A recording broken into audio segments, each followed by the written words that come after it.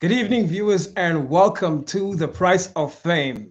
My name is Lunga Tshuka, and I'll be your host. So, The Price of Fame is a podcast that focuses on the real stories about the journey through success, from the moment of realizations of one gift or purpose. And in these conversations, we aim to shed the light on the hardships, the sacrifice, and the mindsets our guests have to overcome to achieve their current position in their career. And these are their stories. Drum roll.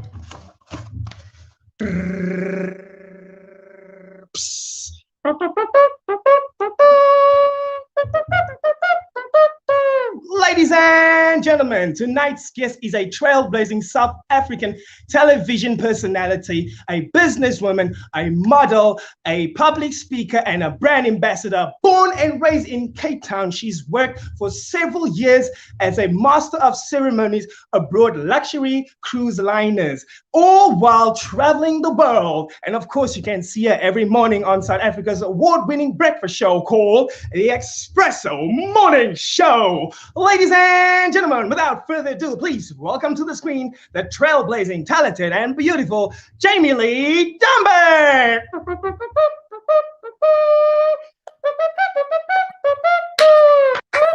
Hey! Hey! I love this. Please can I hire you to like hype me up every single time I do an interview? I'm that guy. I am that guy. You just let me know. Get my number. I'm that guy. I'll come with the whole works. And I usually do that with like a whole brass band, other guys in the background. So we'll make a whole thing about it. Anyway, if you say it's a one-man show. It's a one-man show. You're doing the trumpet. You're doing everything. Yeah. I love that for you. First confetti, everything. Girls with pom-poms. Bam, bam, doing the can. We make it work. I'm gonna laugh for the entire hour. I did promise everyone that it was gonna be funny, so this is it. I'm laughing already. Yeah, that's cool. It's just gonna be on your budget though. Then I can laugh. That's cool. All right. Good evening, Jamie. You look wonderful. Thank you so much for agreeing to be a guest on The Price of Fame. Like a lot of people probably don't know this, and I always say this with a lot of my guests, so they probably think I'm lying, but we do come a long way. I do know Jamie before she was famous, guys. So don't come make me look like I'm looking for friends here. All right. So thank you for being on tonight's show. It's really a pleasure to have you on tonight and looking forward to sharing your story. So how are you doing, man? I'm good. Yeah, no, really. I will back you up. Yeah, sorry. Like I'm getting notifications from my church saying that they're going live as well. But yeah, we do go way back. I remember Spades back in the days when we were asking there for a plate of Sisters. The people were paying us in Sisters. But yeah, we go way back. But thank you so much for having me. I'm good. Yeah, it's just good to be able to see your face here. Like normally I see you on stage. It's good to be able to connect with you tonight. Awesome stuff, man. Well, I like that energy because that's the energy that we're going to go in with this conversation. And it just makes me feel confident that we're going to have a good time. Cool. So let's begin with my first question for you. So 2021, we still have the same story. We're having different pressures now, the vax and everything increasing of deaths, all of that happening, the crazy stuff. But at the same time, within entertainment industry and with some industries, we've gotten a lot of opportunities to do a lot better than last year. For you, how has 2021 been treating you so far? 2021 is the ghetto. I think it's better than 2020. I think 2020 prepared us this year. But 2021 has been difficult. I'm not going to sugarcoat it. I'm not going to lie and say it's been the best. But I think part of this year is also taught so many of us to grow and adapt. Look at you now hosting your own show. So I think for me, it's all about just hustling and, being pleasant and just, I think, pushing myself out of the norm and not be boxed up into what I thought, what I expected this year was going to be. It's definitely pushed me out of my comfort zone, but I am, still grateful that I get to, live my dreams, still be in the entertainment space. But 2021 has been hard. I mean, not just myself, for everyone. But yeah, it's been difficult. I'm finding my feet, and then I lose myself again, but I find my feet. But it's been good. It's been good overall. Like I said, I'm still blessed to be able to do what I get to do every day. Yeah. And that is actually so normal to like lose your feet and then find it again, especially in these times because it's like if I were to say, if I were to put it in simpler terms, last year and this year is like a challenge of character. Who are you?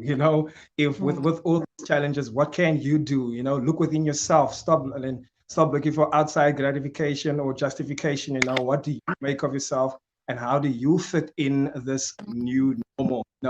So like yeah, it's been a lot of challenging for a lot of people to like take the journey that they probably have been avoiding for the longest time, and I know quite a few people who have made actually a success of their own businesses, because of this kind of thing. And like you're saying, we're doing the show now because of like, instead of being knocked down, we're like, let's innovate, let's come up with something fresh. That's awesome. So in the beginning, Jamie, I don't know if you started as a dancer, because you could have been a little girl in the creche singing there, la la la la la. So please tell us, where did it all start? Where did the bug bite you with the entertainment industry? What got you hooked into it? Because the minute you started, I mean, you were a dancer at the time, you were doing even like the whole master of ceremonies thing on cruise ships and traveling the world. And now you're like on Expresso, you've stayed in the entertainment industry. Did you ever have like an office job at one point?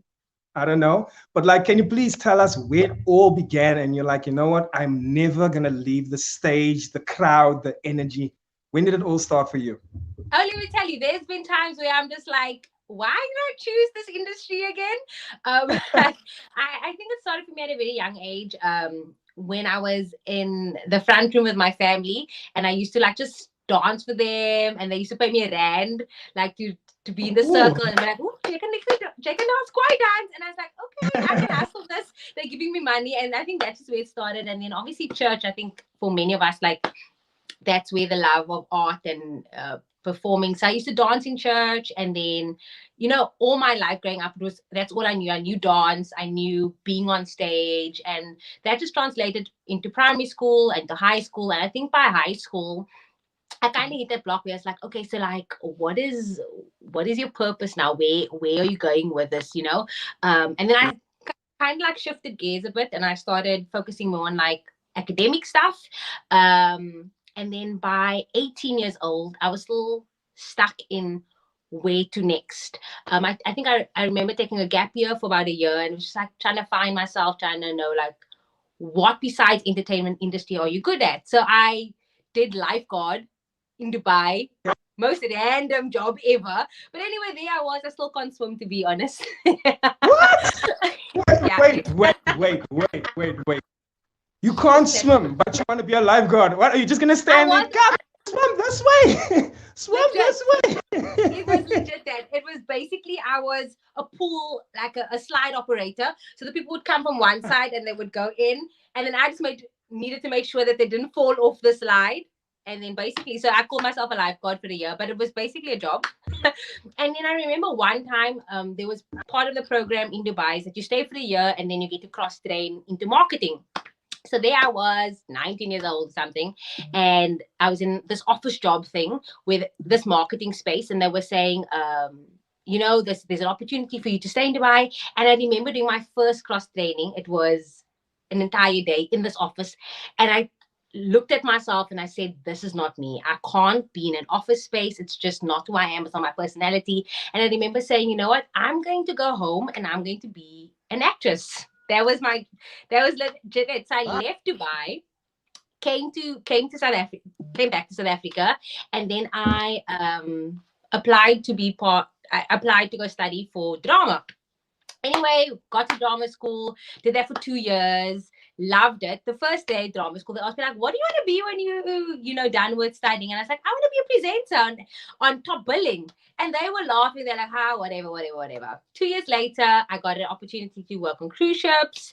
And yeah, cruise ships was for 5 years. And then I fell pregnant and I came home. And I remember also on trips, I used to tell everyone, guys, I'm not joking. One day I'm going to be a presenter on Top Billing on SABC3. And everyone used to laugh at me. We used to sit in the cafeteria in the morning and they'd be like, guys, we're done with ship life. Ship life is crazy, And I said, guys, one day I'm going to be a presenter on SABC3. And fast forward to about 2018, I just applied. for the presenter search, and a few months later got the position. So it's been, a lot of crazy Yeah. turns, but entertainment space has always called me whenever I try to walk away from it. Somehow it just pulled me back. I mean, it Yeah. was just, I guess it was part of my journey and part of my story and part of my purpose. Yeah. I mean, and look at now. I mean, and not to say anything bad about top billing, but like, look at the status now, and look at the job that you've got now. So maybe you've just been being prepared and like, just hold on. But you still had that dream, and it's manifested. Even probably Yeah. better than you probably imagined. So that's really awesome. Like the cruise line thing, the cruise line, the whole job that you were doing there, the whole entertainment business side of that. There was once upon a time when I was also attracted to that opportunity. My sister brought it to my attention. It's like, look, you could do what you're doing now on a cruise ship. You could be a host, you could be a dancer, actor, whatever. And she was also interested in the same thing. But we went as far as finding out like, what's the name of the thing, and even got forms. But I don't know why we never pursued it fully to the end. I think it was just a means of like, travel the world and make money, tax-free money. That was the only thing that was drawing me towards it. But then I don't know, I guess that wasn't enough to draw me to fully follow through. You've actually done it, and you've done it for several years. Could you please, especially for artists that are watching and that probably want to go into that kind of industry, could you please describe your experience with it, how you've grown on it, and the pros and cons that you've experienced in your experience? I lived my best life. So it was the most amazing 5 years of my life. It was difficult. Again, I don't sugarcoat anything. It was tough. You used to work 18 hours a day. But I mean, I used to wake up so excited for what I did because I was part of the entertainment staff. So we needed to make sure that all our guests were hyped up. All our guests were always in a good mood. So you had to be like, hey, hello. But that was my first job. So when I got onto cruise ships, I actually applied for sports and recreation because obviously of my lifeguard job. So they put me in the sports Yeah. and they put me in sports and recreation. And so for my first month, I was again manning slides and making sure people were safe on the slides. And then there was this Saving one lives. day, saving lives, is what I did. There was this one day, I'll never forget this day. So I joined the ship November. December, one of the cruise staff, so one of the actual entertainment staff, she fell sick and they needed one of the recreation staff to cover karaoke. So they were like, get the new South African girlie. She talks a lot. Let her do it. And I was like, I've never been on a microphone in a long time. I was so nervous.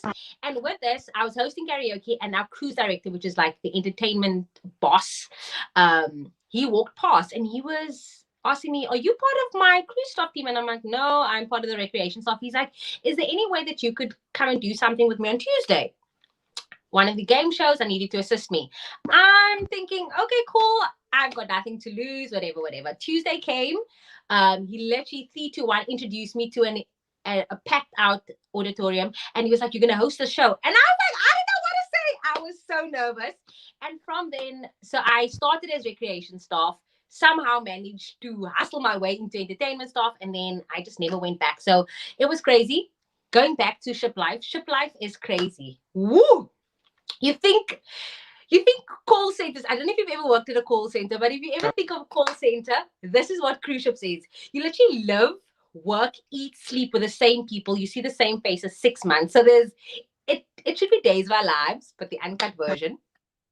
But it's a great experience because you're meeting so many different nationalities. You, again, if you're in this space, if you're whether in the entertainment space or the hospitality industry, whatever, you get to do what you love and you get to meet these amazing people. Again, tax-free salary, that was amazing. I miss money, I miss dollars. But also just getting to travel. I mean, some people wasn't fortunate to get off at every port, and fortunately for us, if you were in the entertainment space, you got to travel and see some really cool places. So that was the pros to it. The cons, unfortunately, is then not seeing your family for such a long time, not having Wi-Fi. There was no Wi-Fi. Eating food that you sometimes there was food called nasi goreng, and I was thinking to myself, what is the name of this food? I don't know. I just want a smorky. I just want a Gatsby or something.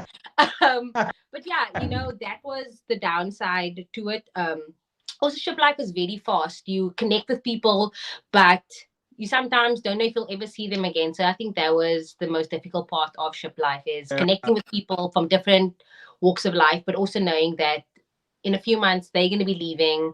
You might never get to see them again. So yeah, it was bittersweet, but ultimately it was one of the best experience, and I would recommend anyone to do it, not only for the money but just to connect and live in a different space. Also, the cabins are very small, so like there's no space for you to change your mind. And some people have to share. But it was a good experience, especially when you're in your 20s and you living your best life. It's the best thing I recommend for anybody. Yeah. So awesome. I mean, like even just the way that you grew from your life-saving opposition, telling people, hey, don't slide that way, even though the slides are built to keep the people there. I don't know, they probably, they always need someone just to make sure that they don't fall over. And even if they fall over, it's not like you can help them. You're like, oh, sorry, sir. I was not going to It was a job, eh? It was a I was job. not going to catch you. That's going to guide you. Like, you're supposed to stay inside, It's my job just to guide you. I mean, they took you from that position, and then you from one opportunity that you were actually thrown in the deep. Excuse the pun. Water, cruise, deep. You're thrown in the I get deep, it. and like you grew from there, and then they threw you even deeper, with you hosting the other show. And next thing you know, like that was actually your preparation for where you are today. So like, I mean, didn't it feel like when you were starting to grow as a master ceremonies, as an MC, didn't you feel like as you were doing that and as you were learning and getting better, didn't you feel like you were getting closer and closer to your dream of being a 100%. presenter? 100%. Even now, when I always look back and I see these different channels or where I came from, I'm almost like everything led me to this exact moment. Every part of my journey somehow was interconnected, and prepared me for something I didn't know was ultimately going to be the end goal. I was manifesting it and I was saying it out there, and I was hoping and praying that eventually it would come true. But every failure, every no, every life saving, everything led me to this exact moment where I am in my life and where I am in my career. So yeah, it's definitely all interconnected, and it's just played out beautifully. Yeah. And yeah, I think when it's your season and when it's your calling and when it's your purpose, everything will unfold, and you don't have control over that. I think it will just fall into place organically, and it will, yeah, just fall into place. Yeah, we call that divine timing. Yes. I mean, Yes. the thing is that, I mean, like, you are so true on what you're saying, because like for the last 10 years, for me, I've been looking at it. I've been like fighting against the grain, trying to achieve certain things, chasing opportunities, even opportunities that had my name on it, and they slip through your fingers, and then you're just like, you're just going. And I've had like worked, and I've been working in different spaces where maybe you felt like you were not being treated well in a certain way, or all of that stuff. But like you're saying, after a period, you actually look back, you're like, wow, every little thing that I've been through, good and bad, was preparing me for who I am supposed to be today. Because when we have a dream, we're like, this is what I want to be, and then our guardian angels be like, okay, then they set everything in place. We never know what's going to look like the journey. We never know that we might lose a dog, we might have to travel for a bit, we might have to do this and that, we never know what's going to be in our journey. It's actually going to propel us forward. And I guess that's the beauty of it, because that's how we learn, and that's how we build our character and become a better person. And that's how we become the person that we're supposed to be. Because the person dreaming now and the person in the dream is two different people, So that's pretty awesome that you've acknowledged the fact that everything that you've been through, that you have grace for it, because it brought you to where you are today. And you mentioned that you fell pregnant while you were doing the whole cruise liner thing. So the cruise liner vibe, and like you said, it was almost a party. It was a party. So like from that transition, becoming a mother, and then also before you got this job, can you please describe all the challenges of being like a first-time mom? You're still chasing your dream. You feel like you're not there yet, because a lot of times you would hear, especially in the olden days, like people give up on their dreams the minute they have like a whatever, but like you still push through, you still manage to push through, and I'm sure Yeah. that's going to be a very powerful story for your kid one day, and you're going to be like, mommy had you while mommy was doing this and doing that, and mommy pushed through. So please describe that challenging moment, you being a very new mom, like, oh my word, everything that you have to deal with, and yeah, and how you overcame it and became a power mom, because I see you're a power mom now. Hey, basically, I'm going to remind him every single time and be like, Luca, I had you and I didn't like everything. I'm going to remind him every single time. But yeah, so like I said, I felt pregnant when I was on the cruise ships. I was coming to the end of my 5-year contract, and obviously met my child's father on the ship. And I came home because there's a strict policy on cruise ships. If you fall pregnant, you have to be deported because of insurance, whatever. So I came home dead broke. My child's father stayed on the cruise ships and I came home, and so it was very good, everything. And then I had Luca, the biggest blessing of my life. He is the most amazing human being ever.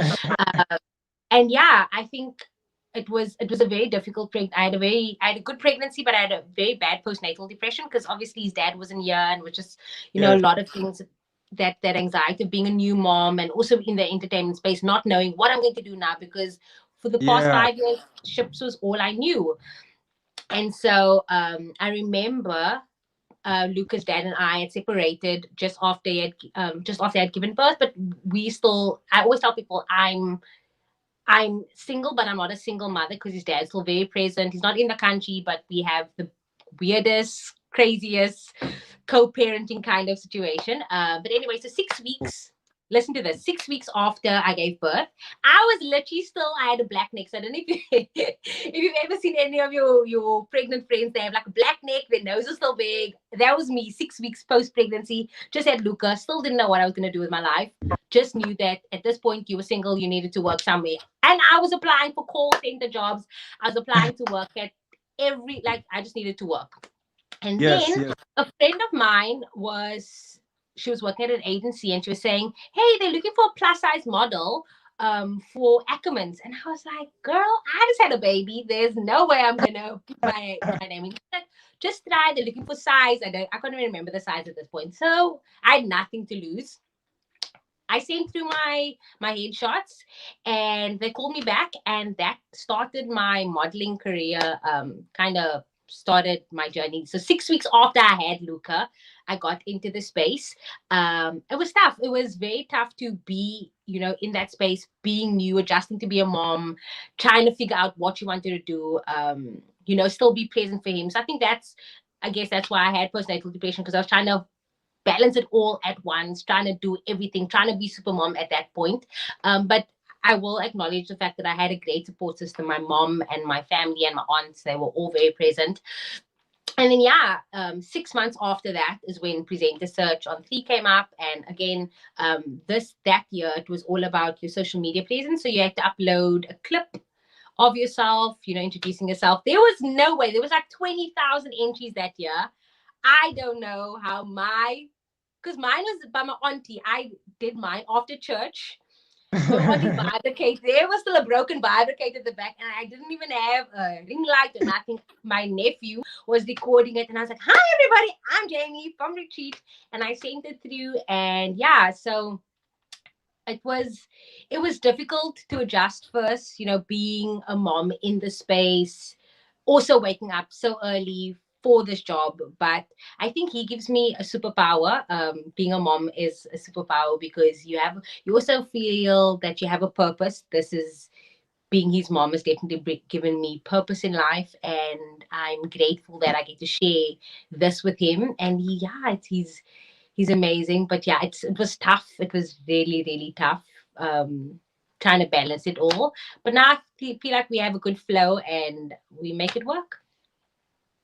Awesome, man. Like, wow, it's so inspiring actually to hear like how you just broke through all of these things, and like you said, like your bio says, you're a trailblazer. Is there anyone else in your family that's in the entertainment industry, or are you the only one? Because I mean, the way that you've been pushing and burning and just going, it sounds like you were looking up to someone. But if you like just creating that and like paving the way yourself, then I salute you. Is there anyone else in your family that's kind of like in the industry? To be honest, no, not really. My family is from different walks. Majority of my families grew up in the church. So for some reason, I don't know if they ever thought I was gonna be a pastor or priest or a child. So I don't know. But I think they realized very early on that me deacon Haniday Derek Sini. So no, I'm the only one that was in the entertainment space. But now like my nieces are very much kind of following my journey, and I'm like, this is scary. I'm like, don't come to the entertainment space. There's no money here. There's no money. Stay there. Like, go study, do something else. Yeah. It's so cool, man. And listen, what were some of your like your very, very most almost like life-changing challenges that you've experienced? Because the entertainment industry is not easy to like you're saying, especially within South Africa, we find it a lot difficult as opposed to other countries. It's a lot difficult to just be, for example, a beatboxer and be successful beatboxer, or just to be an actor and be just, it's like sometimes you find that you'll have to either move or you'll have to have a sideline thing or three other things going at the same time. Can you describe some of your challenges that you've experienced in your career that actually made you feel like, you know what, this could be a moment where I'm actually done. I'm walking away and I'm going to do something else, or just feel like, oh my God, I just need a moment. I just need a year vacation, please. Yeah, Can you just sure. describe some of those moments for us, please? Yeah, for sure. I think I mean, you've been in the industry as well. There's always moments where you're like, do I really want to stay in this industry? Why do I want to stay here? Also, fun fact is when I was about 11, 12, I actually auditioned for Yo TV. I never told people this. I'm not gonna. We don't repeat this. But that was one of the moments where I hated TV. So I auditioned. I went blank in front of the TV, and I said I would never go back to TV again because obviously that ruined that moment for me. So for the longest time, I used to have a fear for TV or speaking in front of people, and somehow I just pushed through that. And I can't even say right now, like even to this day, maybe in this week, last week, I always question myself. I'm like, wouldn't life just be easier if I did a 9 to 5? Because sometimes, in the entertainment space, it's all about hustling. It's about who you're knowing. It's about rubbing shoulders with the right people. It's putting your name out there, being relevant. All these little aspects that people don't see when it comes to being a public figure. So it's not sometimes, it's very difficult to be in this space. But it comes back to knowing your purpose. And I think just knowing why you do this, waking up every morning and saying, I have a purpose. I have to inspire another young girl that looks like me, that sounds like me, that hears my story. So that is why I do what I do. So every single day, there's days where I'm like, I just want a normal 9 to 5 where I can just switch off and just live on an island and nobody knows me, and I can go to Checkers and just buy my stuff and leave. But there is also the plus side to it where there's a message that I get on my cell phone where a girl's like, do you know what? I've never seen a person of color on a breakfast show, or I've never heard someone that sounds like me, or see someone that looks like me in a magazine. So then I'm like, this is why I do it, what I do. It's not always about, that, but it also helps. That's so cool. Listen, so your family's still in retreat, right? Yeah, for sure. And now that you've been like on TV, everyone knows you. Like South Africa knows Jamie now. I mean, when you go visit family and stuff like that, do you get people like, Jamie's in here, Jamie's in the area? They want to take photos and kind of like all that They stuff. don't ask for rand anymore. They ask for 5 rands and 10 rands. I'm like, I'm still broke. Yeah. It's like, I don't even have money for myself, or I'm gonna have money for you. But it's so nice to go back. I go because my church is in Steenberg. So I'm there all the time, and my mom's sister, which is like our big sister, we call her Omsi. She also lives in Steenberg. So I'm there 24/7 because my son goes there also all the time. Yeah. But it's so funny when people realize it's me, because they would walk past my aunt and they're like, hello, hi, they want to ask you questions. And then that time I would ask file because I'm just like, I don't remember, whatever. But it's always nice to just see people that I grew up with or them seeing me in a different light. And then they always get shocked to be, then they're like, but you're still the same. And yeah, I'm exactly the same person. I haven't changed. This is Yeah, me. So it's always funny, but yeah, they just ask me for more money now. Never five rand. Never five rand. Never 5 rand. you must on TV. You was on TV, guys. That you must have 5 rand. No, I'm poor. I'm Look, poor. I'm still. you know, what, that's such a funny stigma also, because I mean, with even in my neighborhood, like I started being a comedian like in 2012. I think I got my first newspaper interview probably a year after that, or maybe 2 years after that, and then I appeared in the Plainsman. After that, everyone in my community is like, "Oh, hey, you're a comedian!" Some are giving me respect. I'm so proud of you. I don't even know if I'm a good comedian or not. I could be boring. I could be one of those terrible, but just because I was in the papers, I'm so proud of you and everything. And they might greet me differently now. There's a whole lot of respect. I'm just like, hey, hi there. It's so crazy, like when people see you on certain platforms and they Yeah. might think, okay, you have money now. Like, no. It was just my picture. It's just an article. I don't have money. I didn't get paid for that. In fact, sometimes you as an artist need to pay for these articles to be. Yeah. And also when they see you on TV, it's like, hey, you're making a lot of money. No. Just because I'm appearing on TV, it doesn't mean that I'm getting paid. Yes, it's a good thing for my brand and everything like that, and also just for publicity, but it doesn't mean that you necessarily have a 100,000 check now in your account for appearing, for being interviewed, if you're being interviewed. So like it's, yeah, people need to understand that we still have lives, we still have our budgets that we need to work with, we still have our responsibilities and everything like that. So we are working just like you, but just in a different industry or just a different. So like same like you guys have to get up, do makeup, and also have to sort out your monthly duties. It's the same story for each and every one. So like, yeah, no, I understand when you're saying people somehow think you have money now.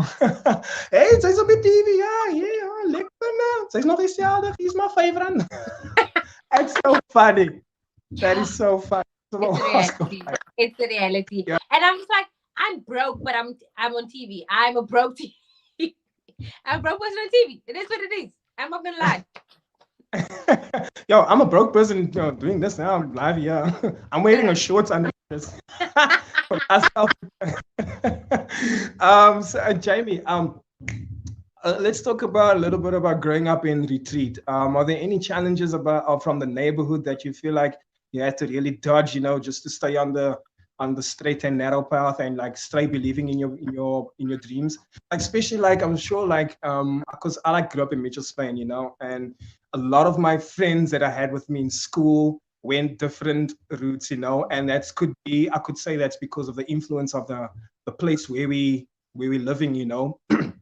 So do you feel that you've dodged a couple of bullets growing up in retreat? Well, not physically, not literally, but do you feel like you dodged like, oh, okay, like, yeah, I'm glad I wasn't friends with that person any longer, or I'm glad I didn't be with that dude, or I'm glad I didn't stay here, or I'm glad I actually took myself out. Do you have any moments like that you can share with us? I don't think I ever had moments, where I said I'm glad I wasn't with that people, because even the people that took a different route to me, they taught me something in my journey.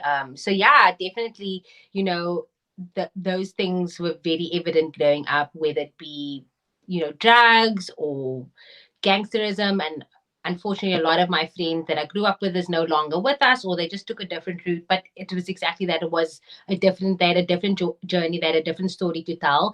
But again, it goes back to, it was part of my process for me to grow up there. And I think it's very difficult. And like you said, growing up in Mitchells Plain, being surrounded by people that, or just, it was the conversation that we had, that we didn't see ourselves beyond where our circumstances or where we grew up. It was like, oh, you're gonna be from Steenberg. That's all you're ever gonna be. You're gonna be the girl from Steenberg. When I used to make jokes about, wanting to be famous, people be like, jy gaan famous nie, jy gaan nie famous nie, So it was having that conversation and realizing, actually, I need to start changing that perception of that. I need to start manifesting it. I need to start speaking positive about where I come from, but also start putting it into action. So I think the conversation needed to change very early on in my life growing up where I needed to change who I was sitting with, like people I was sitting with, or just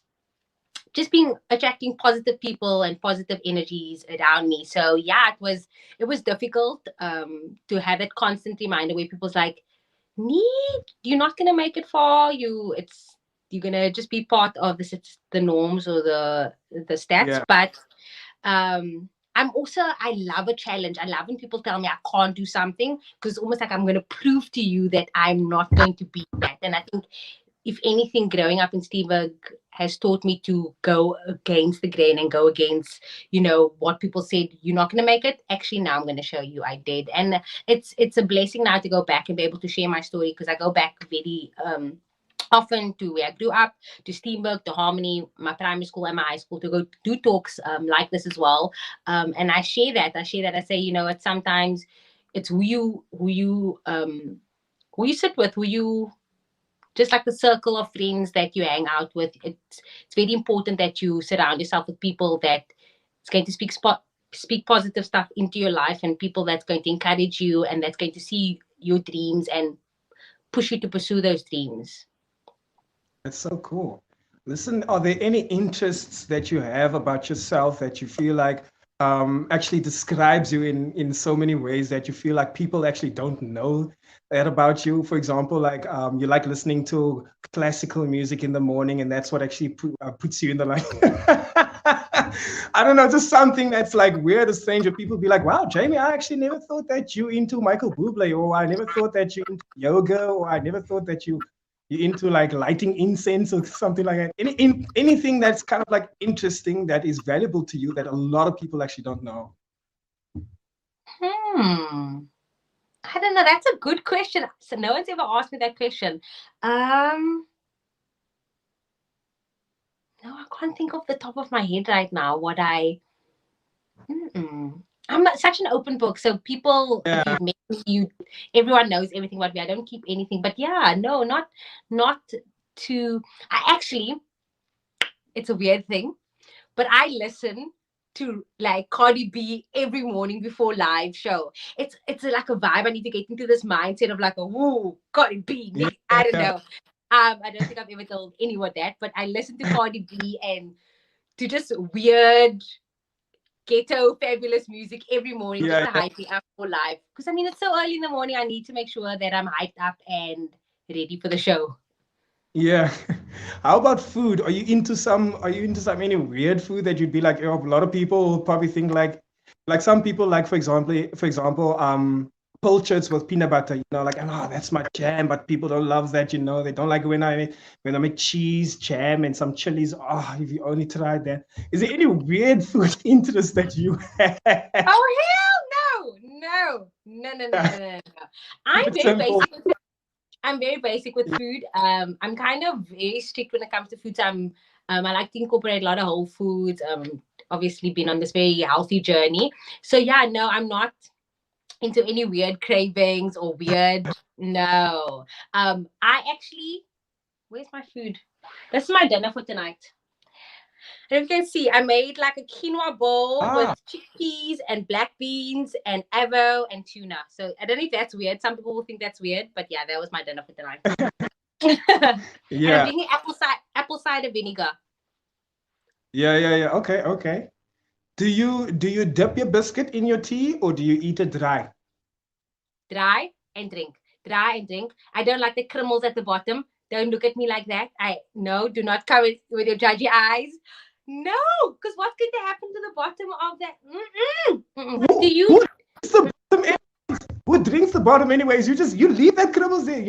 That's like you signing off, But then you're wasting. Who finishes off? Wasting. Then you're wasting. No. You're wasting. I will bite, drink a little bit, and be good. Oh my word! Even if it's a rusk are meant to be dipped. Will you even bite the rusk dry? I will bite it. I must be like in my teeth. Yeah. You should never eat rusks next to Saskia, my partner. Whoo, she will kill you. She will take that rusk. Does she hate it? She's so Yeah, she doesn't like loud chewing and all of that. Ah, she hates it. She hates it. So imagine me with dry rust. That is She so will kill funny. me. I dare you to do that. I dare you to do that and record her reaction. I just would love to see it. No, I must deal with that afterwards. You're gonna love the video, but I must deal with that angry person all night. she'll ban that. She'll ban me from Rust. Okay, maybe I should. Maybe I should, because she's been wanting to prank me, so maybe I should do that to her. But she knows now because she's actually I'm behind the taking full scenes watching. credit. I'm taking full credit if you guys go viral. Please put my name as like creds at the bottom, okay? Thank you. That's so cool. All right. Listen, any mentors? Did you have any mentors along your journey that kind of like guided you? A lot of people that you've learned from, even people that you maybe even never spoke to, but you watched and I take this from that person. And also like now, like you've mentioned, you have a couple of nieces that are looking into the industry, want to do what you're doing. Are you kind of mentoring them in some kind of way, or do you feel like just your presence and your the things that you are doing, they are learning from you? I don't want to call out anybody, or like single-handedly, like pick out one person that's helped me on this journey. I think I've had a lot of people guide me on this, whether it be from my church, my friendship circle, my teachers, growing up, spades. I mean, there was always someone that I met that helped me along on this journey. So there was a lot of people that helped me. So I'm not gonna, my mom is probably one of my biggest cheerleaders and the person that's helped me the most, my family. But I think now I'd love to believe that I could be a mentor for the girls in my family, or for just anybody. Like I said, I'm a very open book, so people is always sliding in my DMs or asking me questions, and I'm always responding as honest and as truthful as possible, because I kind of want to open the industry for other people as well, to make sure that when you get there, you reach your hand out to help other people, because it's difficult. It's difficult to be in the industry, but it's so good when you can share the knowledge that you've gained in this space. So yeah, hopefully with things like these podcasts and doing lives and social media and all of these things, you're able to help people and give them a bit of advice and tips on how to navigate this space. So Yeah, no, that's absolutely cool. I mean, just earlier you've mentioned that you still go back to your previous high school to like do some talks and stuff like that. That is a form of mentorship as well. So just on a larger scale, where you're like giving them mentorship tips and being like, yo, believe in yourself. Look at me. I came from where you come from. The things around you did not define you. Look outside. I've traveled the world. Blah blah blah. I had my challenges, but now I'm living my dream, and I just want to tell you guys that you have that same light. So in a way that you are kind of like doing your own mentorship thing, and you're going into school. So I salute you for that and appreciate you for that. All right, Jamie, brings it to my final question. It's the final question. All right. With this question, I always ask my guests, like, I'm going to put you in a time machine, and I'm going to take you back to the very, very young Jamie, who's probably just started this for the very first time. The bug just bit. And it's the Jamie now of today, having walked the journey that you've walked, learned everything, the lessons, everything that you've done, and the success that you have now. And you have one bit of advice to leave with her that might carry her, through her journey. What would it be? Cool. Trust the process. Trust that wherever you are right now is preparing you for the greater good. Nothing that you're going to do now is going to change anything. Your purpose and your time and your season is going to unfold. So just trust the journey and enjoy it, because again, it's already been put out there what your purpose is. So just enjoy it and trust it. Yeah, 100%. Yeah, be present. Just be present. Yeah. Sure. I would have not stressed so much had I known that everything was going to work out and fall into place. So I just say, like, don't stress. Like, you're quiet, you dope, you liquor. Just love it. I tell myself No, that's also, I mean, that's the attitude you need to have towards yourself. You need to cheer yourself on, and you need to motivate yourself, because a lot of the times you face these challenges alone, and sometimes you don't even want to reach out. You just want to be in your own space and like just process what you're going through. And then that's when you're going to need yourself to pick yourself up and be like, oh, just trust it. You are dope. You're gonna do this, you know. You're gonna get back out there and you're gonna be 10 times better and everything like that. So that is amazing. Jamie, thank you so much for being a Thank guest you on the Price. so I much. had so much fun with you tonight. Is there anything else that you want to say before I let you go? No, thank you so much for having me. I'm so, again, so proud of you for doing this. Keep doing this. Yeah, you've inspired me. I think I'm not going to be able to go sleep now, but I have like 5 hours, 6 hours sleep before I wake up tomorrow morning. But it's all good. It was worth it to be able to speak to you. But thank you again so much for having me on the show, and I wish you all of the best. Wish you all of the best. I know this is going to blow up, so when it does blow up even bigger to what it is now, please invite me again. Oh, Yeah. oh yeah, oh yeah, oh yeah. I'm gonna have it back again. Yeah, definitely, definitely. I claim it, and it's all going to happen. Yeah, And don't man. And forget this to is the record the price. video of you and Yes, Saskia. yes. I'll do so. I'll do so. I'll try to surprise her one day. I'll set up the camera and everything, and I'll do so. I'll remember that. But yeah, thank you so much. And I guess this is the price of fame. You have to do these things, and you got 3 hours of sleep, and you got to get up again, and you got to be fresh, and just put all your feelings at the back seat, and just be the best person that you can be. So thank you so much, Jamie. I truly appreciate your time. Please give us all your social handles so that those who haven't like followed you just yet, who's not part of your journey just yet, can get into that right now. Can so drop all of your social handles where we can find you. Mhm. It's at Jamie_Domburg and then Jamie Lee Domburg on all other social platforms. And then my cell phone number for all the single brothers is, oh, I'm just joking. Woo!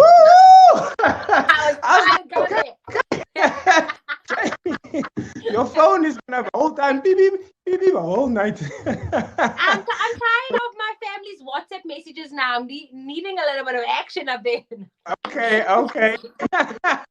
Well, there you have it, ladies and gentlemen. Jamie is there. She's available. She's available for good chats. Let's start with good chats, and we'll see how it goes from there. So she's available for some laughter and good conversation because she's tired of her parents. So give us that entertainment, ladies and gentlemen. She is available. Don't now go flooded DMs, please. It was probably a joke. Come on. All right, Jamie, thank you so much for being a guest, and may you have a lovely evening further and get some rest. Thank you so much. Bye. Good night, Jamie. All right, there you have it, ladies and gentlemen. Thank you again for tuning in to another episode of The Price of Fame. My name is Lunga Tshuka. I've been your host. And remember, like I always say, let's make the local entertainment industry the best supported by locals, because local talent is liquor talent. So let's keep on liking and sharing, subscribing, and being part of our artist journeys, because you guys mean a lot and you're part of every step that we take, believe it or not. So you can catch me on Facebook at Lunga Tshuka, the Energizer Funny. That's Lunga Tshuka, the Energizer Funny on Facebook. On Instagram, you can catch me at Lunga Tshuka. And for exclusive interviews of The Price of Fame snippets, and also the link which leads you to the YouTube page, you can look also on Instagram. That is The Price of Fame ZA. That is The Price of Fame ZA. My name is Lunga Tshuka. I've been your host. Thank you very much for tuning in. This is The Price of Fame.